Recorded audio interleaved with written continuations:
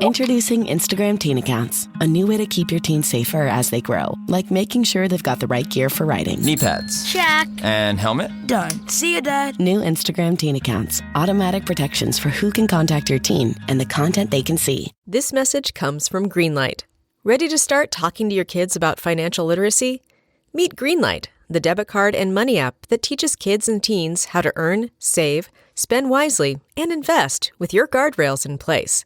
With Greenlight, you can send money to kids quickly, set up chores, automate allowance, and keep an eye on your kids' spending with real-time notifications. Join millions of parents and kids building healthy financial habits together on Greenlight. Get started risk-free at greenlight.com/Wondery.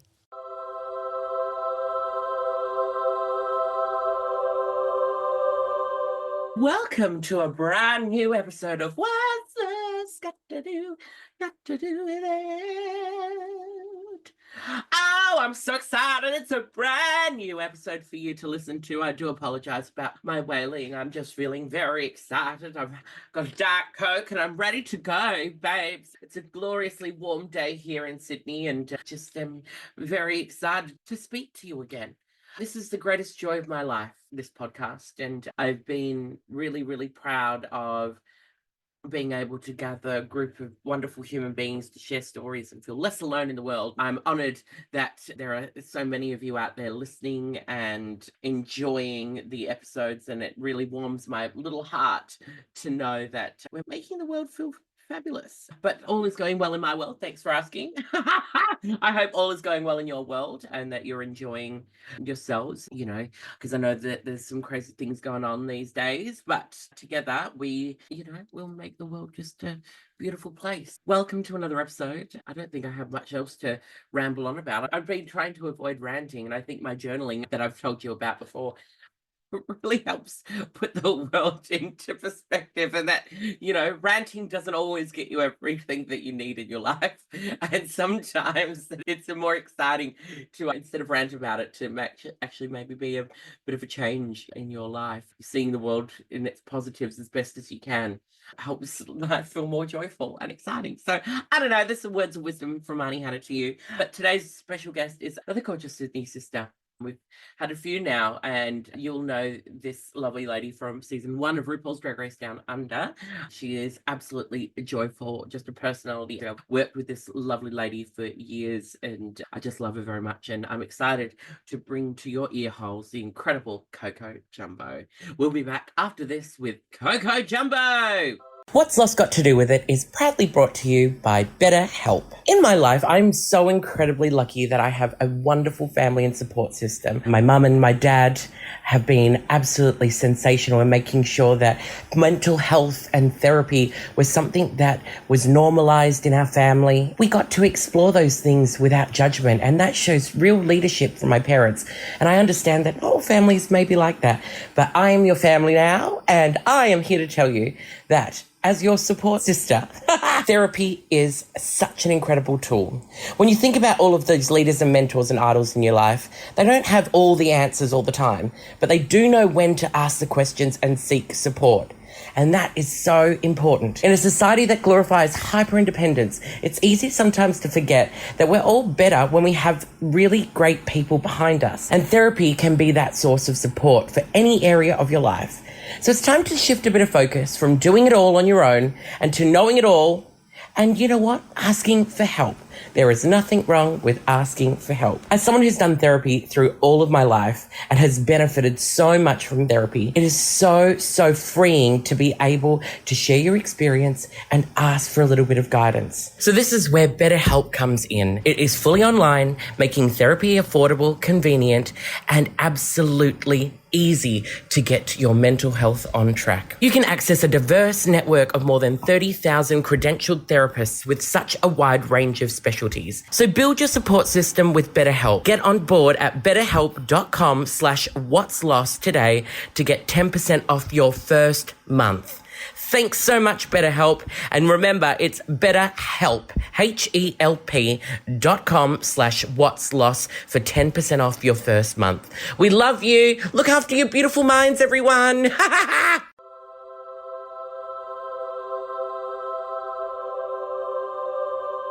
Welcome back to the pod, everyone. I'm very excited to welcome my absolutely gorgeous guest, who's looking absolutely ravishing, who's about to go and slay the game out in the world, but we're lucky to have her for a little bit. Please welcome Coco Jumbo. Hi, Hannah. Hi, everybody. You're looking gorgeous today. How are you? Thank you. I'm very good. I'm very good. We were just talking before we started about how we're not wearing bras today. No bras today. We're just letting the beasts, letting the pendulum breasts fall where they may. Yeah. Which better not be too far from the tree. Well, knowing you, you never know where your pendulum breasts might get you. I know. Trouble always. You're a girl about town. Exactly, always. And I'm always a member for the community, whichever community that may be. whoever's paying the bills. Exactly. I'd much rather help my fellow man. You are quite the social lady when it comes to those escapades, aren't you? I surely am. I feel like, you gotta make the most of the youth while we still have it. Oh, I know, I think that's good advice for everybody. Don't waste your youth. Yeah, don't waste the youth. Yeah. And hold on to it, goddammit. Hold on to it. It's the last thing that we have. Oh, it really is, babe. So then one day we're going to be getting pushed up onto the stage in wheelchairs. Yes, exactly. You could be breaking stages and being put into a wheelchair.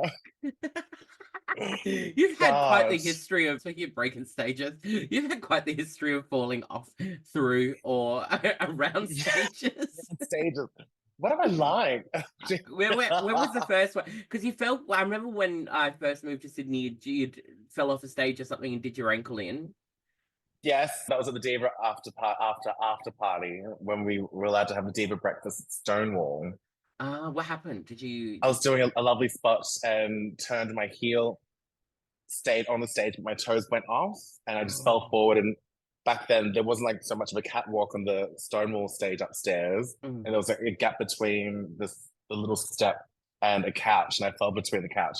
And back then I was skinnier, so I could fit between the couch and the stage. But I stretched a ligament in my leg, and that was the end of me for, I think, 3 months. Yeah, far out. I remember that. And then you had one recently where you went through the stage at university.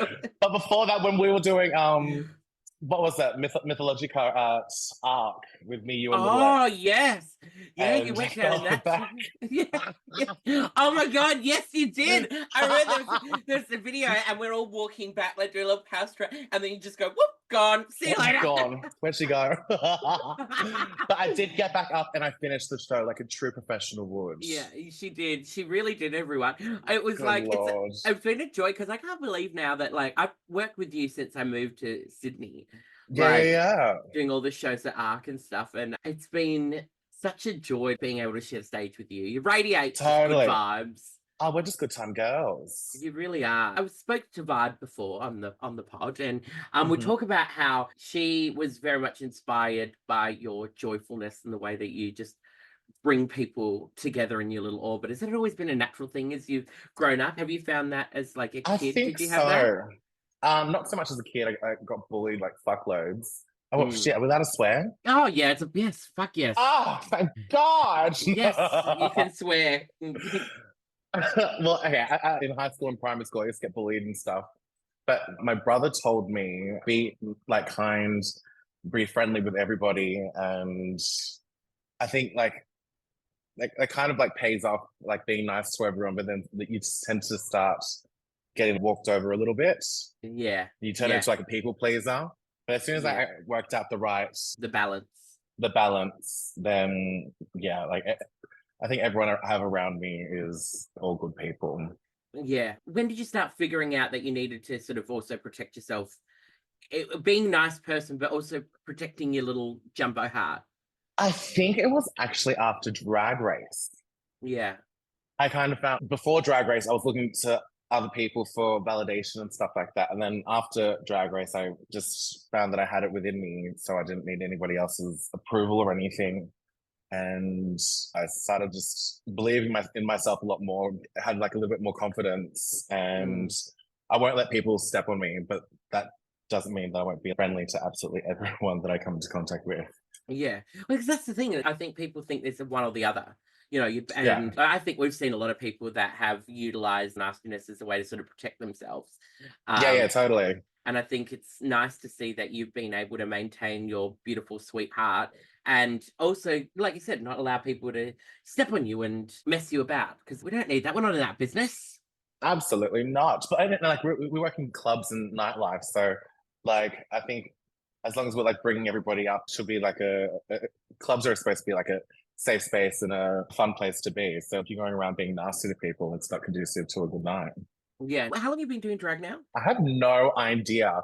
I saw a poster of a Stonewall show just recently, and I thought that show was like 5 years ago, but apparently it was 10. So maybe I've been doing drag like the ukuleles. Oh my God. When you were in like I was the sun. yes, you were like Coco was like the sun for the Teletubbies. Teletubbies. Oh, so cute. Oh my God, I forgot about just that. my big smile radiating down upon the girls. Because I remember when I first met you at Rumour's house, and you were just this like you were so quiet and timid and shy, and you had your big afro. Because I remember when you used to use your natural hair in drag as well. Yes. Like oh, it's so glamorous. It was too big to put under a wig. Oh, it was so gorgeous. And I remember you just sitting there being cute, and then you'd go out and you'd do these fierce numbers with your afro and you'd be flicking around and living. It was gay. So where'd you grow up? So I grew up in Coffs Harbour, good old sunny Coffs Harbour. Yeah. Which was so much fun. Loved every minute of it. It was really good. It's like one of those like country Bergen towns, I guess. Yeah. And growing up, it was impossible to get like a real job or anything. And we found drag through like a local competition. My friend and I decided to enter it. The prize money was like $900. And I ended up winning it. And then one thing led on to another. I won another competition, got to come to Sydney, perform at Mardi Gras at a couple of events. And then, everyone was like, you should move here, do it. And then, it took me a couple of years later. And I tricked myself into moving here because my friend and I said that we were going to audition for that TV show with Jason Derulo, Everybody Dance Now, that ended up getting cancelled. And like, I'm like, not at all at any time am I even a dancer or anything, but we're like, we're gonna do it. We ended up getting here, we're staying on someone's couch. We went to Drag for Dollars 1 week, and I was like, oh my God, like I want to do it. And then the week after I entered Drag for Dollars, I moved here with just a suitcase and 2 dresses and a little makeup kit. The next week I did Drag for Dollars, and that started my winning streak for like half a year, 6 months or something. I remember that. Yeah, you were like winning every week. Did you make some good coin out of that? Not really, because then like everything was going to rent, and then I moved in above Arc, and my God, yes! I know, but like the rent there was $250, and I was only getting $200 from the competitions. I wasn't getting Centrelink at the time, so I just kept on racking up a debt to Shad, the owner. And it was like the Coyote Ugly moment when she goes to the big city. And I was just saying to him, I was like, you have to believe in me. One day, like, I'll make something of myself and I'll be able to pay you back the money. You wait and see, mark my words. Yeah. And then next thing you know, after I won so many times, and that's how I started the Saturday night show with Lex and Ivy. Yeah. Oh my God. That's so, crazy. I didn't realize that was the story. That's wild. Yeah. That's like top tier resilience. Oh my God, totally, right?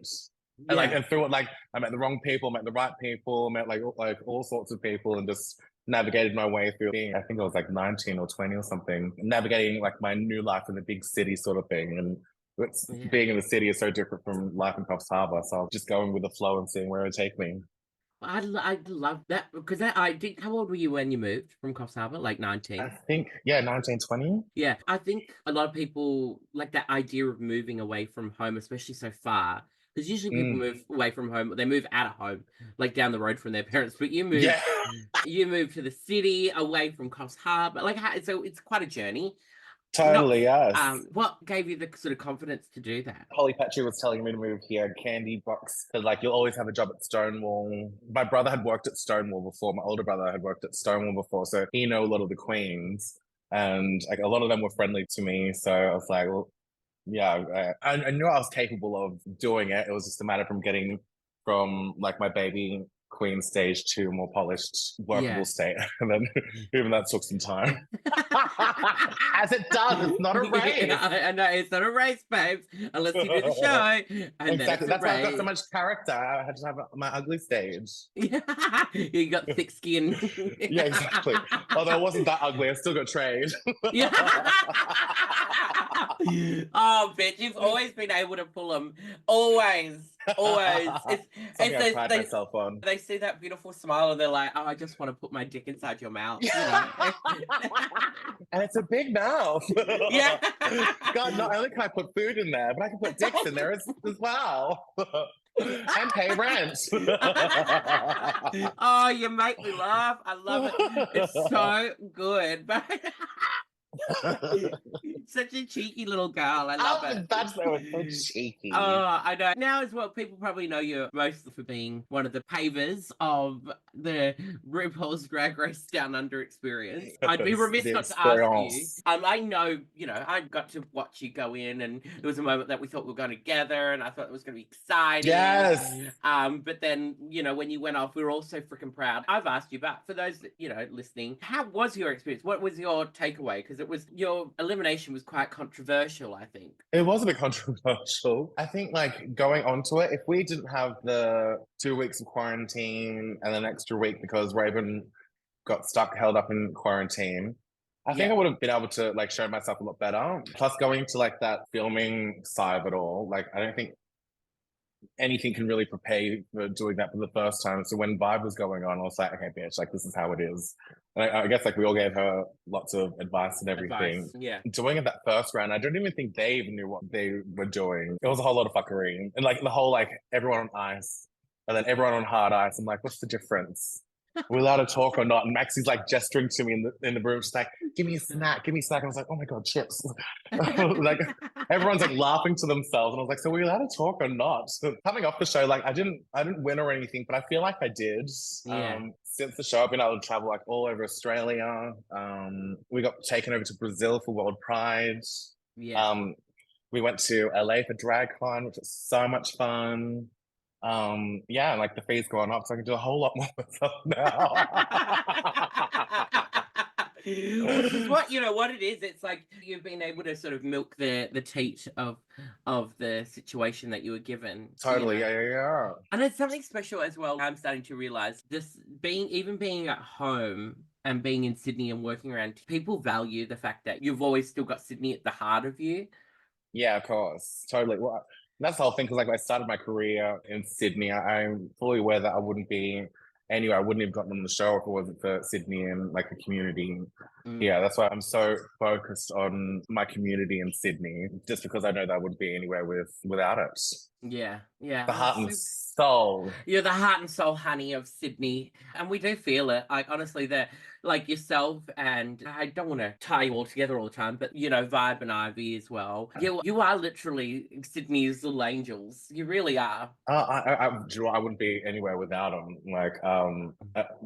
Ivy taught me what it was to have a real sister shortly when I first came here. That was really special to me, because as I said earlier, I used to let people walk all over me. And during my winning streak at ARC, my friend that I moved here with was lighting my afro on fire. And Ivy came up behind her, slapped the lighter out of her hand. She's like, what the fuck are you doing? And she's like, oh, it's fine. I know Coco, we're friends.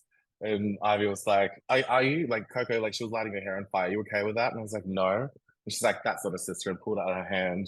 And she's like, I'm going to be your fucking sister. And she grabbed my hand. We went backstage, grabbed my stuff, went back to Rumour's house. We painted nails all night long. And never looked back after that. Yeah. And that's how I was brought into the sisterhood of Ivy and Rumour and Cooking and Vibe. Yeah. What a fucking asshole. I know who you're talking about too. We don't need to name them. They don't deserve the platform. Exactly. But did you find that you had to sort of go through that phase, especially when you come, because when you come from somewhere with someone, and you've moved together and sort of tried to do this thing together, how did you feel the loss of that friendship? Was that when she started turning nasty? When she turned nasty, I felt like I was stuck with it, and that's what because in our friend dynamic, she was the leader and I was the follower, which I grew used to, and like whatever she said, like she was a little bit older than me, so and she had lived in Sydney before, so I was like just letting her take the lead and showing me everything. But then when she turned nasty, she turned real nasty and was really vindictive. So then when Ivy like reached out her hand, and who like by the way I'd been like watching on YouTube for years before I moved here. So like for her to magically appear into my life and like take my hand and whisk me away was like the universe saying like right place, right time. No more everything's gonna be okay. Yeah, that's because that's the thing. Like that is one of those like saying goodbye to friendships that you kind of find yourself sort of complacently comfortable in. They're really difficult because sometimes they can be quite challenging to let go of. Yeah. Because you're like, oh, what happens if this new thing doesn't work out? Yet the old thing is incredibly toxic and horrible. Yeah. Like, you know, like I've had friendships like that in my life before, and it scared the shit out of me, like letting them go. Even it's like though a I leap knew they of were, faith. yeah, because I knew they were bad for me, but then I was like, well, what am I going to do without them? Yes, exactly that. Yeah. Yeah. But I heard it said that people come into your life for a reason. And you've heard it here first, everybody. It's Coco Jumbo. Wild. People come into your life for a reason. For a reason. Right time, right place, girl. Good Lord. Okay. If that really stop smoking, huh? as you sucked out on the vape. Oh, fucking hell. Oh my god. Okay, I'm not dead. I'm not dead. That was fucking good. I love that. You fucking dickhead. I don't remember the rest of the quote. It was perfect. I think you've just said exactly what the world needs to hear. Absolutely. Angel woman. But I don't know where do you draw your strength from in drag? Where has that come from throughout your life? I think I get it from my mom. She like was a very strong woman. Things turned dark between her and dad when I was really young. Dad was like really violent when he was drunk and stuff like that. We were living in Newcastle at the time, and she just like packed the car, got my brother and I, put us in the back, drove up to Coffs Harbour and like ran away from him and just created a whole new life there. She was a hairdresser at the time, and she became a hairdressing teacher and just like worked her ass off and like bought a house, got a pool, and just like really stuck it out there for my brothers and I. Yeah. That's so I was like, if you can do it, Mom, I can do it as well. That's amazing, because I met your mum and she was just a fierce fucking woman, like just a pillar of strength. And so did she, when she, how you just got you and your brother, or do you have? I got two older brothers. One passed away and a sister passed away. Okay. But yeah, I got two older brothers now. And your mum has also recently sort of passed away. So yeah. You know, having lost siblings and then now your mum, how have you learned to sort of process those losses differently as you've gotten older? I look like because my mum was just in August last year, just before Divas, and like I was there for 2 weeks and then just had to come back and go straight into work again. So I don't like know if like I've really like processed it. Like meanwhile, my brother's like still like living in like the house and being like, oh, I'm in mourning. And I was like, bitch, like if you're mourning, like I don't even have the time to fucking mourn, bitch. Like, I gotta pay the bills, honey. I gotta make rent. Like, that's a fascinating, like, be done. Yeah, like, do you feel like, because like it's a fascinating thing of how, like, you know, you've kind of gone, I'm just gonna keep on going. Like, do you think one day that might potentially, you know, it's probably going to catch up to you at some point? You're going to have a moment. Yeah. I guess it will happen eventually. But what'll happen, I know that I've got 3 sisters that are going to be there for me. With you. Yeah. Because like watching Vibe on her season, Max had lost a parent, Lazy had lost her mum as well, and watching their season, as they're talking about it, I was relating to the same things as they were. Lazy was saying that like when proud moments and stuff happens, she'd lost that person that she calls in, like, oh my god, mum, like this has happened, and she gets really excited, like to tell mum, and like that's like when I did like Art Simone's book, and like usually like mum would be the first person I'd call about like doing all these things. And like losing that was one thing, and I guess like losing that financial safety net as well. Like losing that, it's all very new to me. It's very different, but I know it's like it's a part of life, and that's what happens. And I'm not the only one that's going to go through it. Everyone will eventually go through it. So if anything, we can always like be there for each other, and that's what gets me through, I guess. Yeah. Do you feel like though, and like this might be too early to, but like I think, do you feel like she's around? Totally, very that. Yes. Mm. Like we'll be having like a random conversation like after a night out, and I'll get a little bit bitchy, and then like something will happen, like the light will flicker, and I'm like, oh my god, what's up, mom? She's there. She's there. I think this is so fascinating. It's like for humans, like loss is inevitable. We're going to lose people in our lives. Death is going to happen to people that we love, and not everyone's like this. But I'm definitely open to the fact that I know that the people that I've passed from my life are around. Like there are little things that you know. Definitely, yes. Have you been open to that in the past? Are you a spiritual person? Oh my god, bitch! After fucking after watching The Craft, like me and my like The girlfriends Craft. in high school, honey, like we used to do like Ouija boards. We used to go like when I was like 16, 17, we used to go to the graveyard, do like Ouija boards and stuff, like fully convincing ourselves. But I'm totally open to if that doesn't say I'm open to it, I don't know what does. Bummer. You've probably got just a series of people around you just floating around. But just to enjoy your radiant laugh and gayness. Yeah. So my hair is so big, it's full of spirits.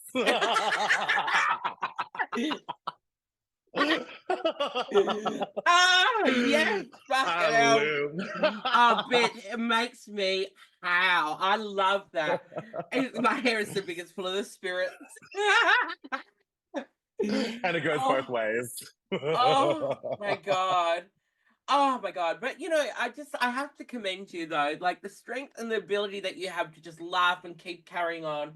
And just, you know, it's so magical. Is there any advice that you'd give people that are going through those things? Like because I know you're early into this space, but from where you are now, is any advice that you'd give that people are going, if people are going through these sort of similar things, to how to sort of cope and deal? I am in the full belief that time heals everything. Don't be in a rush. What happens will happen, but like don't force anything. Don't beat yourself up for not feeling a certain way. Everything is a journey, and you'll get there eventually. Just hold up, wait a minute, Mr. Postman, and you'll be a-okay. You are literally a font of wisdom today, Coco Jumbo. Just coming out with all the what quips. I like.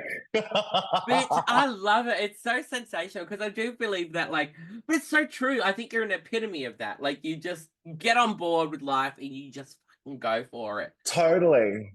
Oh, that makes me. Last year when I fell through the stage, sliced my leg to the bone. Yeah. The bloody nurse told me, like, she's like, if any infection gets into the bone, we'll have to amputate it. And I was like, oh, Christ. Are you fucking kidding me?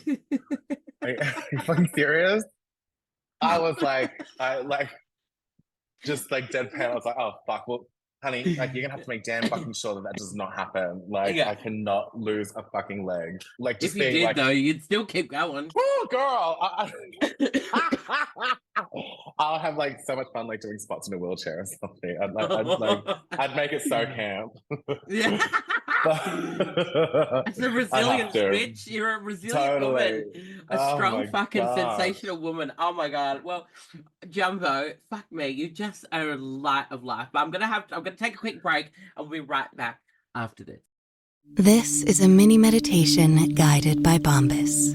Repeat after me. I'm comfy. I'm cozy. I have 0 blisters on my toes.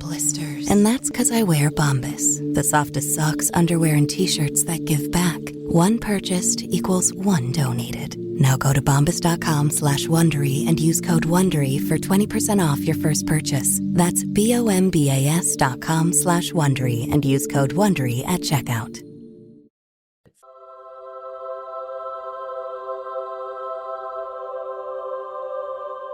Welcome back, everybody, to What's Sauce Got to Do With That. I'm still here with the absolutely laugh riot Coco Jumbo. Thank you for sharing your story about your mama, and I know that these are tough conversations to have, but it's so special, and I think your words are comforting hugs to people that are going through similar things. So for sure, that's what I I hope for. That's all I can dream of.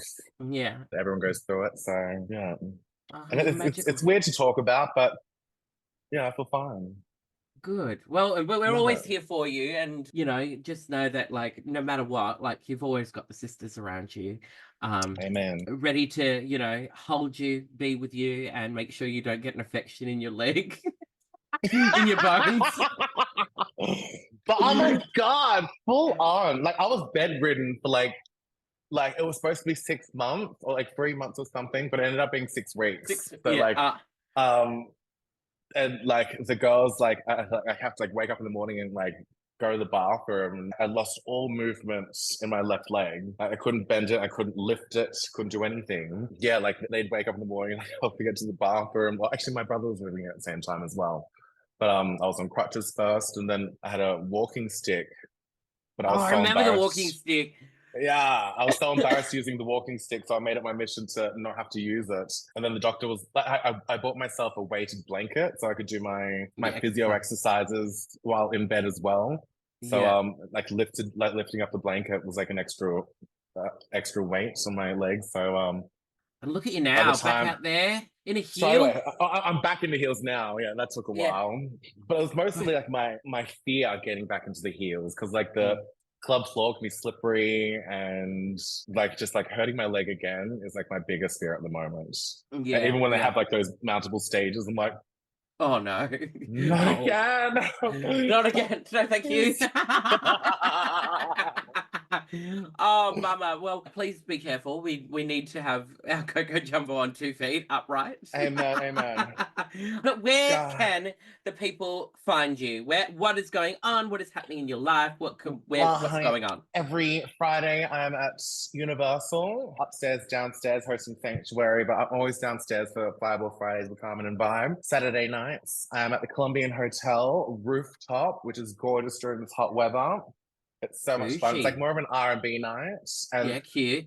I kind of have a crush on the DJ because he plays really good music. Hot. Is he hot? Is he hot? Yeah, he really is. Hey! You'll have to come one night. I'm gonna come one night, thank you. But just don't steal my man's. I won't, don't worry. I won't be knocking the dicks out of your mouth. But you can come to the corner. Yeah. I'll be at Oxford Hotel on Saturday nights as well. I'll be at Puffdorf sometimes. I'm all over the place. Beautiful. But yes, bloody I'm love always accessible. Yeah, yeah. She really is, everyone. And what's your socials? Where can people find you on the online space? On Instagram, it's _Coco Jumbo. Facebook, don't worry about it. I don't even use Facebook anymore. Does anyone use Facebook? No, I've deleted it. I got rid of that. Every time it's everyone's statuses and everyone's like all negative and like one, I don't like reading, and second of all, I don't like reading everyone's bullshit. So yeah, bitch, no fuck time. Facebook.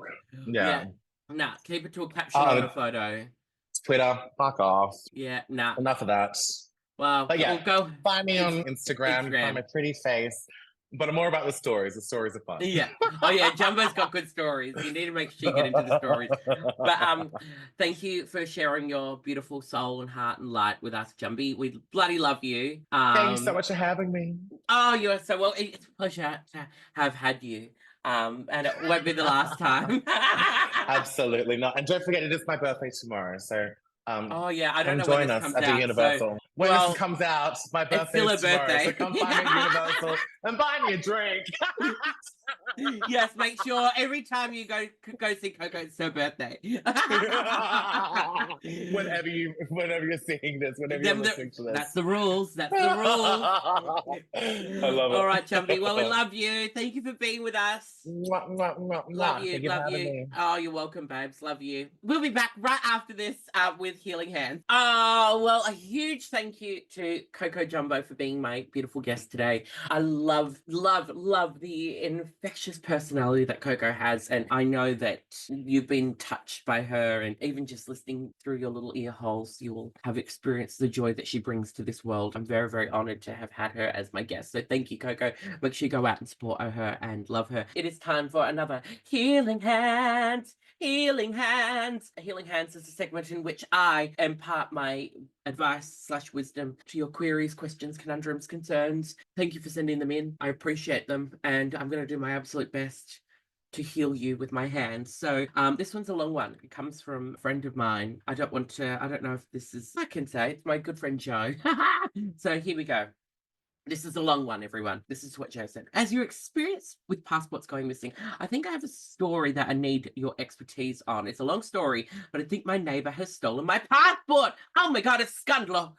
I recently renewed my passport in the UK, which involves sending them your old one, then they send it back and the new one separately. It seems to be in a very efficient system because they came back in the mail within a week whilst I was away for the weekend. Now, Royal Mail has sent me a photo of both passports being put through our letterbox hole thing in our building's front door.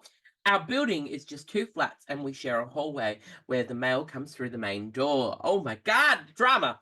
When I got back my old passport, was sitting there in the hallway despite the photo of them both being put through. So what the fuck happened to the new one? Recently, the neighbor's teenage daughter, who lives below us, hasn't been big fans of us as they think we're making too much noise stomping around our flat, while we hear her yelling about us from our flat, and she even wrote a letter telling us to stop. Recently, my husband also never received a Christmas present sent from his family in Australia too. Is this teenager taking their rage out on us on the post? Is it too much to be accusing our neighbor of possibly stealing the passport in retaliation to us? And our footsteps being too loud. Where did the passport go? Help! Kind regards, Diva stranded in the UK. Well, oh my God. Okay, Joe, all I have to say is this little bitch has stolen the passport for sure. If it was there before, it has been taken. The passport has been thieved. And I think what you need to do is you need to bang on that bitch's door and you need to get back that passport because she has it for sure and get the Christmas present back as well. Honestly, that is what's happened. I guarantee you, and I know this. Trust your instincts, trust your guts as someone that's had their passports thieved before. Mama, they have taken the passport. Go and collect it. Bang on that door. And also, you're living in a flat. There's going to be footsteps. Like, get over it. Stop being a little bitch. Like, there's going to be noises. It happens. So this little diva needs to sort her shit out because I do not appreciate the thievery of passports. It is quite a traumatic experience. So go bang on the door, get your passport back, Joe. That is all my advice from Healing Hands. That's all we need. And if this has happened to you, make sure you go and confront your neighbors and talk to them because, we don't need any more drama in the world and we don't need any thieved passports. Good luck with that, Joe. And maybe the next time I'm there, I will bang on the door and I'll find it. I'll do like a SWAT raid. But anyway, thank you, Joe, for that. I hope that helps other people out there. Just be confident with your neighbors and be assertive and go in there and diva take your passport back. Thanks for inputting your question. That was a long one, but I loved every second of it. So good luck, Diva Stranded, Joe. I hope we get you back traveling the world soon. But thank you so much for listening to another episode of What's Lost Got to Do With It. You're always amazing. Make sure you like, subscribe, follow on all of the platforms, and we can't wait to see you for another episode next week. Love you. Bye.